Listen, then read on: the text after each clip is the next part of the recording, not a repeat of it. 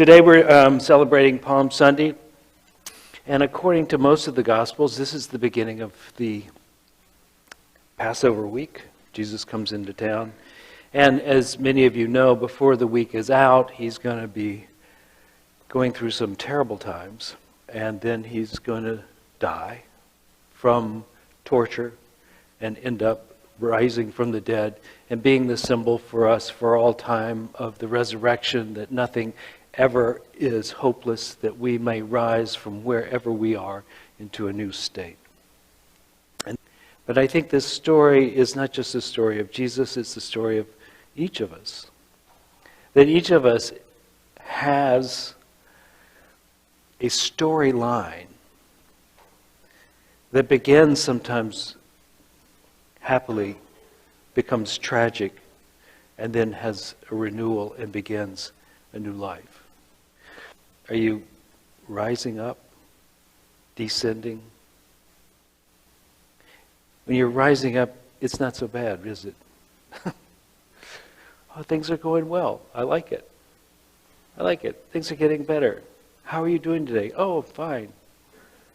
And then you kind of come to the beginning of the downward cycle. And how are you doing? And fine. Almost like, don't ask.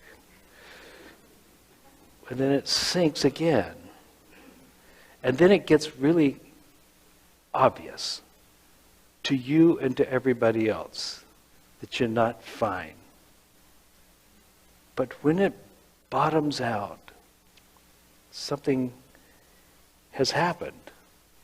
Something has been broken. Something has been dislodged from where it was in our life in such a way that now a new beginning can happen.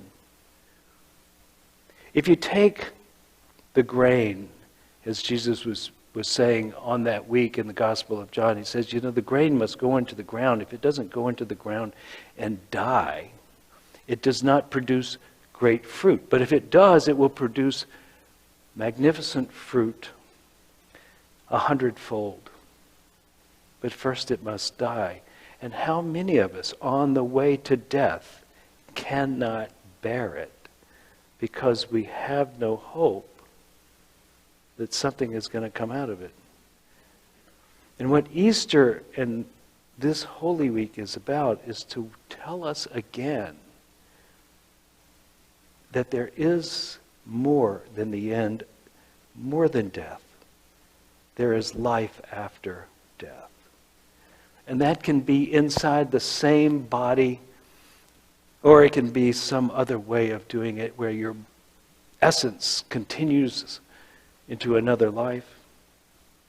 But there is life after death. And you have the greatest human being we could ever imagine, the one we would call the Son of God. And we think, hey,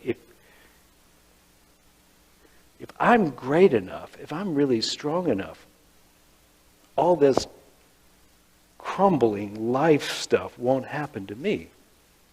I am educated and I am spiritual and I have accomplished things and won't it pass me by? No, it doesn't.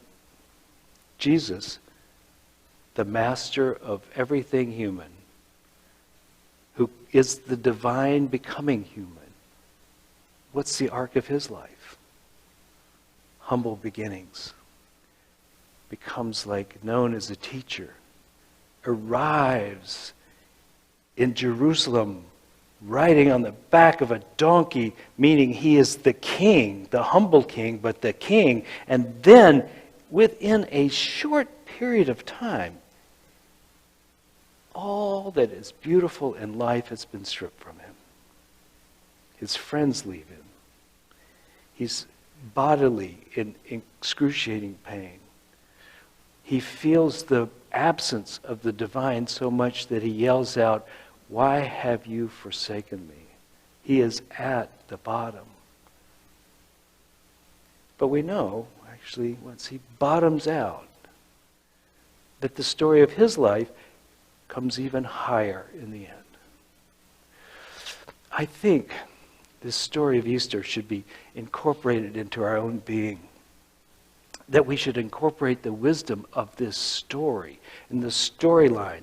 As many novels and stories and TVs and songs tell us, this is the way of life. This is the way it is.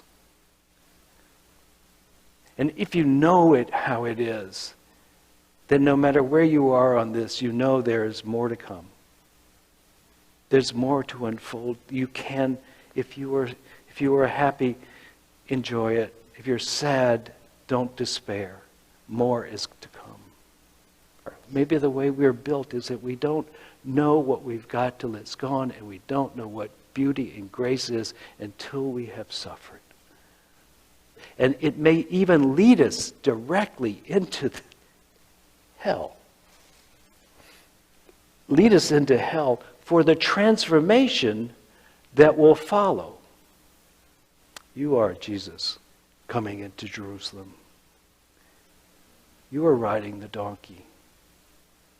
You are facing difficulty. You are facing death of something. And you are facing the possibility of going way beyond wherever you were before.